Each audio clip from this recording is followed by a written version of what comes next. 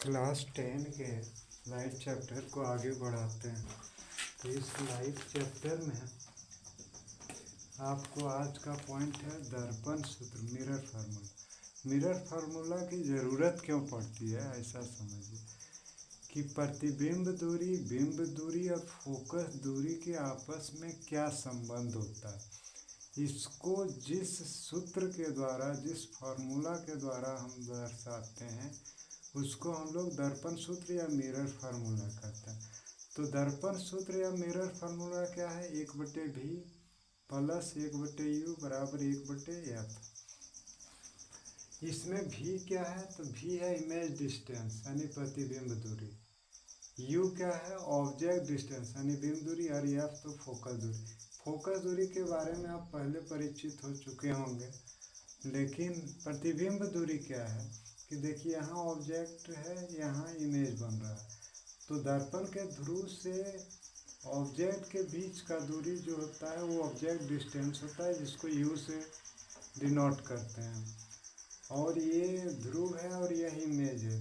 तो दर्पण के ध्रुव से इमेज के बीच की दूरी को हम लोग इमेज डिस्टेंस कहते हैं, प्रतिबिंब दूरी। और दर्पण के ध्रुव से मुख्य फोकस के बीच की दूरी को फोकस दूरी कहते हैं, ठीक है। तो दर्पण सूत्र मुख्य रूप से 1/v प्लस 1/u बराबर 1/f। इसको हम कह सकते हैं कि प्रतिबिंब दूरी का व्युत्क्रम और बिंब दूरी के व्युत्क्रम का योग जो होता है वह फोकस दूरी के व्युत्क्रम के बराबर होता है, ठीक है।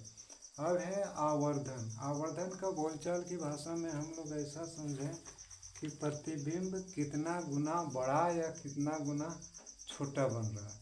जैसे उसका डिफिनेशन है कि प्रतिबिंब की जो ऊंचाई है, जो आकार, और बिंब की ऊंचाई या जो आकार है, इसको अगर हम अनुपात के रूप में व्यक्त करें तो वह दर्पण का आवर्धन कहलाता है।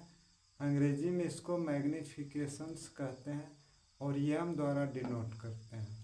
तो यहाँ एच डैश जो होता है वो प्रतिबिंब की ऊंचाई है और एच जो है बिंब की ऊंचाई। तो ये आवर्धन बराबर होता है प्रतिबिंब की ऊंचाई बटे बिंब की ऊंचाई। और एक और सूत्र है, चूँकि दर्पण सूत्र आपको सिद्ध नहीं करना है आपके सिलेबस में, तो एक और सूत्र है -v/u यानी माइनस प्रतिबिंब दूरी बटे बिंब दूरी। अब इस पर कुछ न्यूमेरिकल्स आपको अगले वीडियो में बताएंगे।